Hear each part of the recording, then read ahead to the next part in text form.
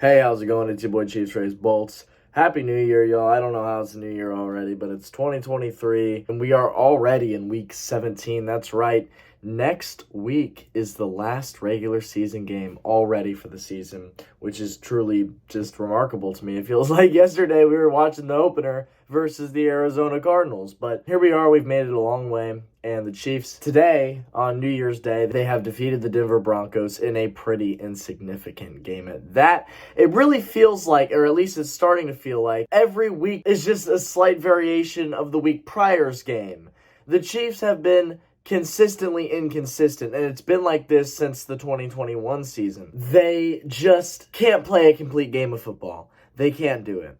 They pull out the win here, arguably shouldn't have won. I'll talk a little bit more about that, but the Chiefs' offense just really hasn't been as good as the record indicates. It's quite remarkable to me that the Chiefs are 13-3 with the roster that they have. I mean, the defense is practically all rookies. The O-line is essentially brand new. And the offense has pretty much been completely revamped. When your top receivers are Juju Smith-Schuster and Marquez Valdez-Scantling, Sky Moore, guys that would be number 2s and number 3s on really most other teams, it's quite remarkable how the Chiefs are even able to be at 13-3 at this point in the season, still fighting for the number 1 seed. And really, with every passing week, it just becomes more and more clear as day that without Patrick Mahomes, this Chiefs team would not be a playoff team. They would probably be lucky to have more than 6 wins if this team did not have Patrick Mahomes. That's how valuable he is as a player, and that's why he is actually beyond deserving of this year's MVP award. But enough of me rambling. Let's get into this game. The Chiefs, they defeat the Denver Broncos to complete the sweep on the season, something we've been saying since 2016. The Chiefs have now defeated the Denver Broncos 15 consecutive games, spanning back to 2016. The last time the Broncos beat the Chiefs, well, it was Peyton Manning's last game against the Chiefs.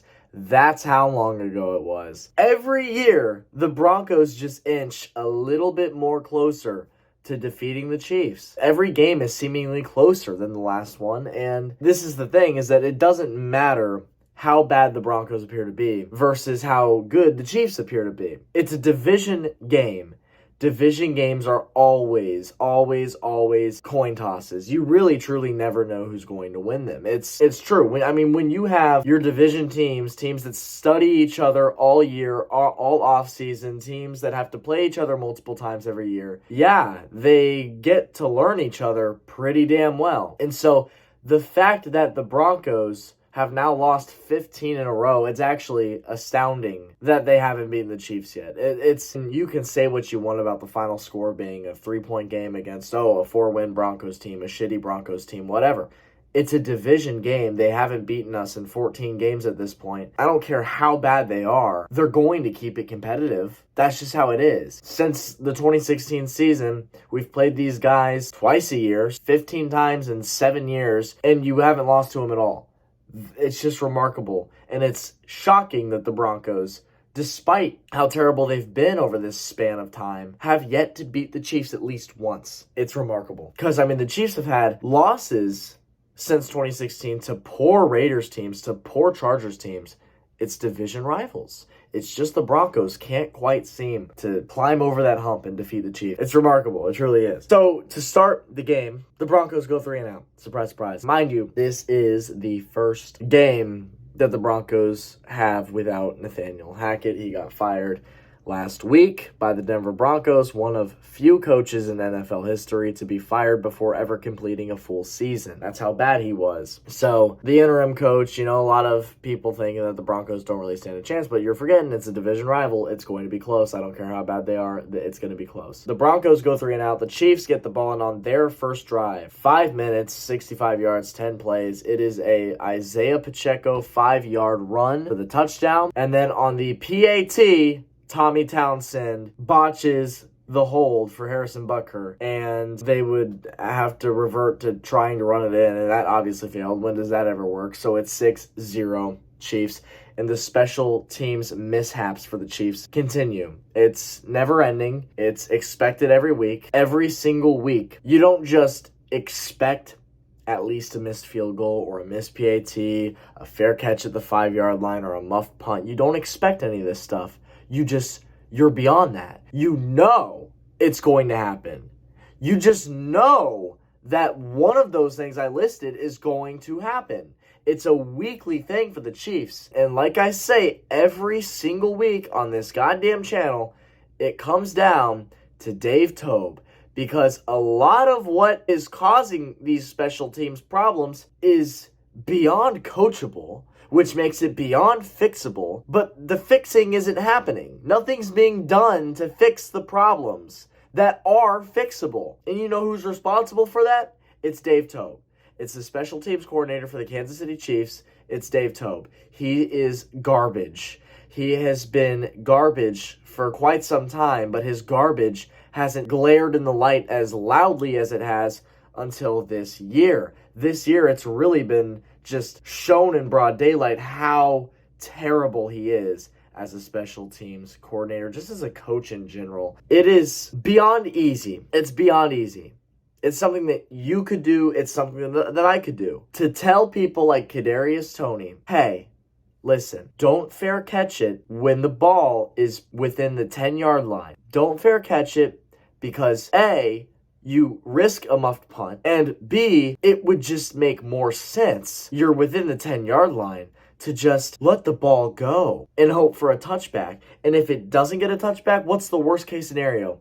You lose an additional 7 or 8 yards from where you would have risked a muffed punt, which means nothing for a team like the Chiefs that has a quarterback like Patrick Mahomes. It means nothing for Mahomes. Starting at the 1-yard line, starting at the 8-yard line, there is zero difference for Patrick Mahomes. So why on earth would you fair catch it when it's coming within the 10, when you risk muffed punts, rather than just playing it safe, letting it go, and guaranteeing that Mahomes gets the football in his hands? It doesn't make any sense. Okay, so it's 6-0. The Broncos get the ball. It's 5 plays. They punt. The Chiefs get the ball back. It's 5 plays. They punt. The Broncos get the ball. They would get a field goal, 49 yards from McManus. And then the Chiefs get the ball back, and on the 7th play at the Denver 10, and we're in the red zone, right? Mahomes throws an interception on a pass intended for Justin Watson. Did you catch it? There's the problem. It was intended for Justin Watson. That was the problem. Justin Watson, last week, 3 targets, 3 drops. Why are we targeting him? And why are we targeting him on paper-thin coverage, one-on-one in the end zone? I'm sorry. Terrible target to go for Justin Watson in the end zone there.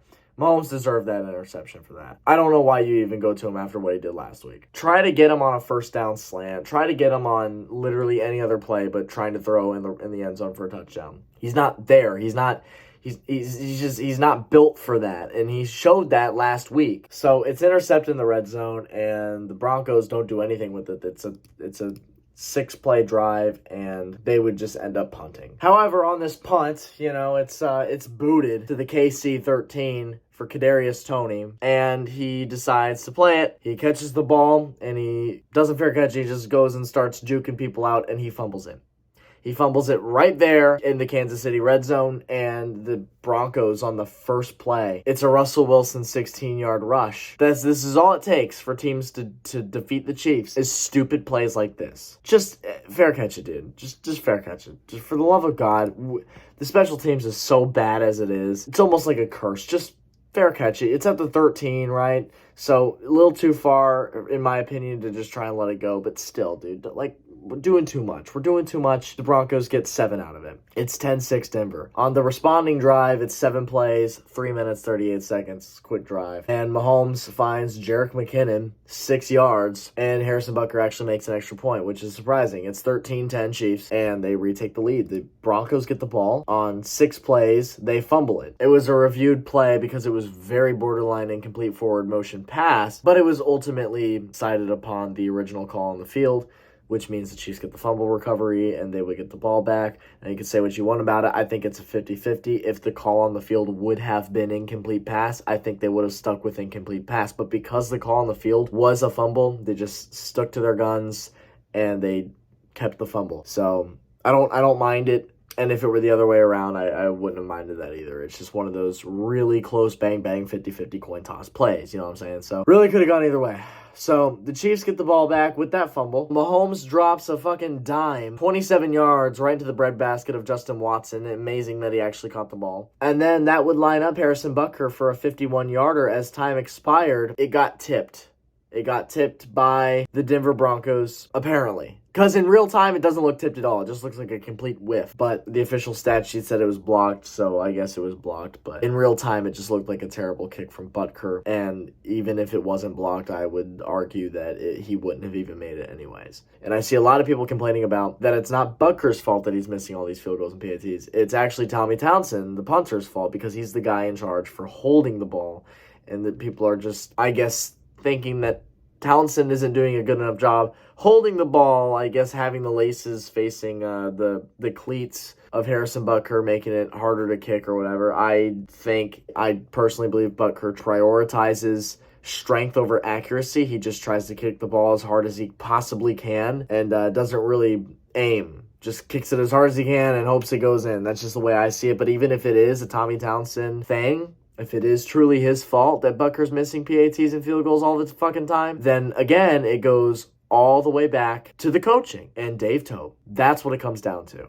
Because if Tommy Townsend, if it's truly his fault, because the ball isn't properly placed, that is something that is beyond coachable, beyond fixable. And this has been a season-long recurrence for the special teams, is missing PATs, missing field goals. Whether you want to blame that on Butker, whether you want to blame that on Townsend, what is happening, the causes of missing these field goals and PATs, in my opinion, is coachable, is fixable. Dave Toub, you're in the NFL. You're hired over a great pool of people who could do 1,000 times better at your job than you do your job. So, I don't know.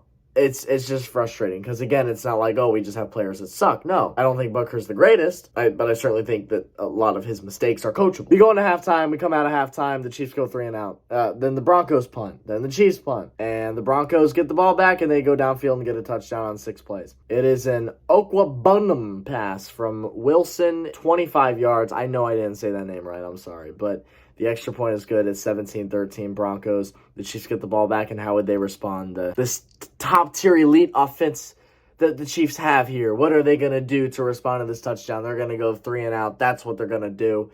They're going to go 3 and out, and then they would give the ball back to the Broncos, who then would also go 3 and out. The Chiefs get the ball back. Okay, here we go. Finally, it's not a 3 and out. It's actually a touchdown drive. And it's the first play of the fourth quarter in which they get the touchdown. It's a Blake Bell pass from Patrick Mahomes. Blake Bell, the Belldozer, a guy you don't hear his name ever, being utilized. And I like to see this, actually. I like to see this a lot. I think he's a solid guy to go to in situations like this. People are at least expecting this guy, right? People are expecting Travis Kelce, Juju, MVS, whatever, or Jerick McKinnon, whoever, you name it. Nobody's expecting Blake Bell to catch a pass here. So I like this situation. Just give one up to one of the backup tight ends, dude, and just have him run it in. Extra point is surprisingly good. It's 2017 Chiefs. They have retaken the lead. The Broncos get the ball back, and guess what? On the first play of their drive, Russell Wilson throws a deep pass, and it's intercepted by L'Jarius Sneed. And then the Chiefs would capitalize on that opportunity. They would go down 4 plays, only need to go 17 yards, 4 plays, and they get the touchdown. It's Jerick McKinnon. It's his second touchdown of the game. It's a 3-yard pass from Patrick Mahomes. Funny how all of Jerick McKinnon's touchdowns are passing touchdowns, and he's a running back. It's 27-17 Chiefs with 12 minutes, 36 seconds left in the game. And it feels like it's pretty out of reach for the Broncos at this point. It's a 2-possession game, and the Broncos, well, they're not the greatest offensive team, although they have been scoring in this game. The Broncos get the ball back, and they respond when they need it, don't they? On 4th and 7, actually, at the KC 40, Nick Bolton would intercept Russell Wilson, and it would be called back for an illegal use of hands to the face penalty on a very weak call. I don't remember when in the game, but there was a weak call against the Broncos earlier in the game, so I believe this was just a makeup call. The Broncos had a deep pass that was taken back for an offensive holding, I believe it was, which would have gotten them into at least field goal range. Instead, they had to punt. So I just feel like this was a makeup call. So, I mean, I don't mind weak calls as long as they're evening out for both sides. When it's lopsided, Carl Sheffers, that's when I have an issue, is when you're making it obviously blatantly lopsided and biased against one team. That wasn't the case with this ref crew. They weren't the best. They weren't the worst. I didn't mind them. It was Traw, Blake, and crew. For the most part, they just let the boys be boys, play the football game as it's supposed to be played. There were a couple of questionable calls here and there, but nothing that was really game-changing. So anyways, the illegal use of hands penalty would get the Broncos right back in the game, as they would only need 35 more yards to go down and get the touchdown, which is exactly what they did. It's a Russell Wilson 4-yard rush. Russell Wilson's second rushing touchdown of the game. It's 24-27, and the Kansas City just that 3-point lead. So the Chiefs get the ball back. They have 6 minutes left. It's very crucial, guys, to, get a couple of first downs, run out the clock, and just take the knee and win the game. But no, we can't have nice things with this Chiefs team. 5 plays, punt. Sounds about right. The Broncos are set up perfectly to, at bare minimum, tie this game as time expires and send it to overtime. At the bare minimum, they're set up perfectly to do that. With less than 4 minutes on the clock, the Broncos receive the ball. They would get a couple of first downs, and then on 3rd and 5, they would be stopped by Chris Jones. And then on 4th and 2, Russell Wilson gets sacked by Chris Jones. So Chris Jones, the lifesaver, the game saver of this game, he wins it single-handedly for the Chiefs on these 2 major stops. Russell Wilson was thrown into the ground pretty hard, which, if that were Tom Brady, you'd have every single flag in the fucking stadium thrown around him for roughing the passer. But surprisingly, they didn't call this one. And it really just continues to showcase how ridiculous roughing the passer is.